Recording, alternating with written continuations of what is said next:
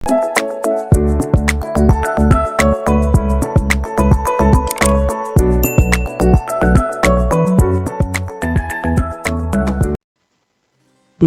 ke rumah Ibu Salma. Pagi itu, saya lagi berangkat kerja dengan menaiki sepeda motorku. Saat dalam perjalanan, saya diberhentikan oleh ibu-ibu yang berwajah cantik. Umurnya kira-kira 40 tahun. Ketika itu, ia juga mau berangkat kerja, tapi nasib buruk menimpanya, yaitu bannya kempes. Dan ia buru-buru karena ada meeting di kantornya. Makanya dia memberhentikan laju motor saya. Saya pun langsung berhenti. Maaf nak, ibu minta tolong anterin ke kantor ibu ya. Ban mobil ibu bocor, gak mungkin kalau saya bawa ke bengkel. Soalnya ibu mau ada meeting sebentar lagi. Dalam hati saya sebenarnya gak mau. Karena saya sendiri udah telat, tapi saya kasihan melihat ibu ini. Dengan ikhlas hati, saya pun mau mengantar ibu itu. Iya bu, mari saya antar, sahutku. Dalam perjalanan, kami pun mengobrol dan saling tanya nama. Nama kamu siapa nak? Tanya ibu itu. Oh iya, nama saya Reza bu.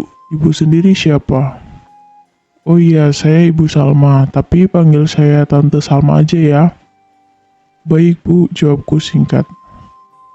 Ternyata kantor Tante Salma ini sangat jauh, perlu waktu 1 jam untuk sampai di kantornya. Setelah 1 jam perjalanan, sampailah di kantor Tante Salma. Wah, gede sekali kantornya dalam batinku. Ia berkata, terima kasih loh Reza, sambil ngasih uang ke saya, tapi saya menolaknya. Sama-sama bu, jawabku. Baru 2 langkah berjalan Tante Salma balik lagi, samperin saya. Ternyata mau minta tolong lagi. Ia memberi beberapa lembar uang 100.000 untuk membawa mobilnya ke bengkel. Tante Salma ini begitu percaya sama saya, baru kenal di jalan aja sudah baik pada saya. Dan Tante Salma ngasih kartu nama dan kunci mobilnya ke saya. Jikalau ada apa-apa, saya disuruh menelponnya.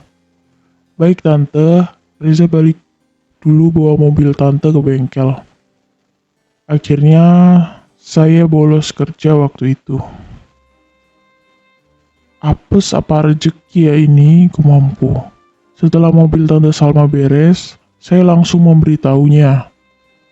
Kalau mobil Tante Salma itu sudah beres. Halo Tante, mobilnya sudah beres ini. Langkah selanjutnya gimana Tante? Ya Nak Reza, langsung anterin ke tempat Tante tadi ya. Kemudian meluncurlah saya ke sana. Setibanya di sana, saya masih menunggu Tante Salma keluar. Selang 10 menit, akhirnya Tante Salma keluar. Gimana Nak Reza, ada yang sulit? Tanya Tante Salma. Aku menjawab, gak kok Tante, semuanya lancar. Dan tiba-tiba Tante Salma ngasih sebuah amplop kecil. Saya juga gak tahu itu apa isinya. Paling juga uang dalam batin saya. Saya pun menerima amplop itu. Sudah itu, saya pamit pulang untuk mengambil motor saya dengan naik ojek online. Sampainya di sana, saya penasaran dengan isi amplop itu. Dan setelah saya buka, ternyata hanya sebuah tulisan yang bertuliskan, Nak Reza, malam minggu datang ke rumah ya.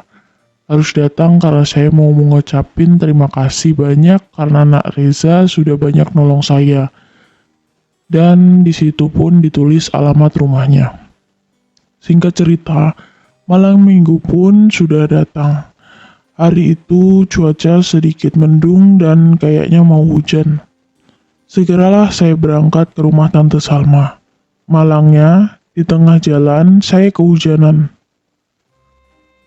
Tempat Tante Salma lumayan jauh, 30 menit dari tempat saya tinggal.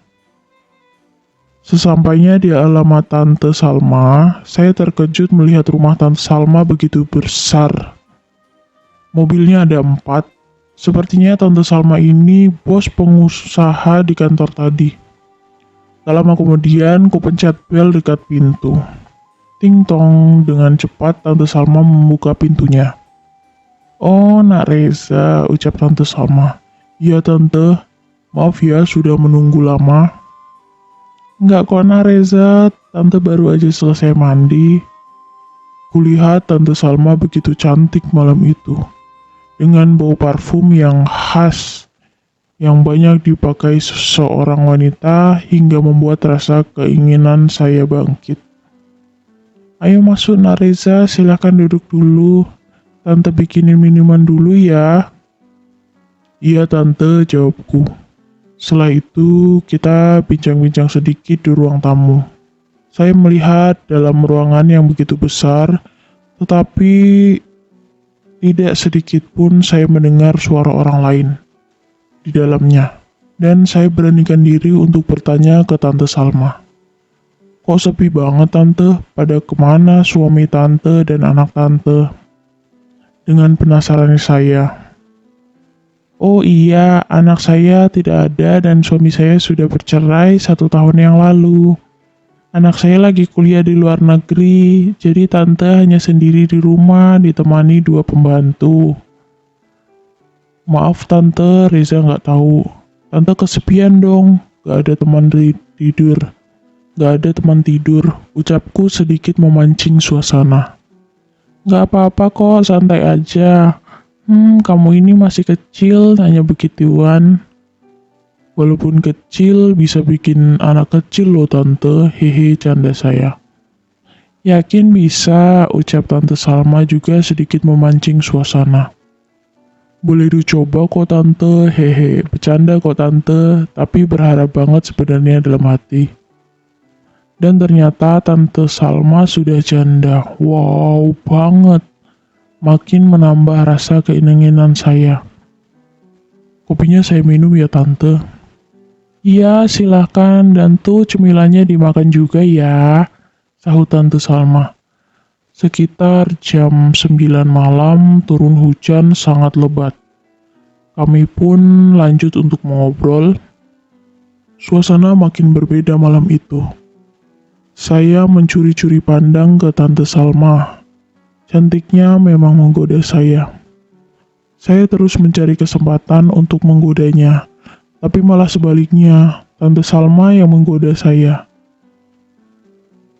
"Kamu kedinginan ya Nak Reza?" "Iya Tante, anginnya kencang sekali," jawabku. "Gimana kalau kita pindah di ruang tengah sambil nonton TV?" Saya kira ini kesempatan yang pas untuk memulai aksiku. Boleh juga Tante, asyik tuh," jawabku penuh semangat. "Kita nonton DVD aja ya Tante, pasti tambah seru." "Iya boleh juga, tuh kasetnya ada di bawah TV." Dan tak kusangka, ternyata aku menemukan DVD ular tangga. "Wah, Tante kok punya kaset beginian, hehe." "Iya Nak Reza, kalau pas Tante kesepian saja Tante putar." "Kalau putar yang ini aja gimana Tante?" ajakku dengan penuh gairah. "Nanti kamu malah nggak bisa tidur Nak Reza," ucap Tante Salma. "Iya bisa juga sih Tante, hehehe." Akhirnya aku putarlah kaset itu. Seru juga ternyata. Dan sekitar 10 menit menonton, suasana makin tambah hening. Tante diam dan saya pun diam. Di sekitar udara dingin, tapi kenapa suhu badan saya jadi panas? Dari ujung kaki sampai kepala rasanya gerah. Saya mencoba melirik Tante Salma. Tante Salma pun juga melirikku ternyata. Tak lama kemudian, ku mulai aksi nakalku. Tante Salma pun terbawa arus dan mengikuti aksiku. Dan kami pun tenggelam dalam lautan asmara. Terima kasih sudah mendengarkan sampai akhir. Jangan lupa like dan share ya. Semoga terhibur.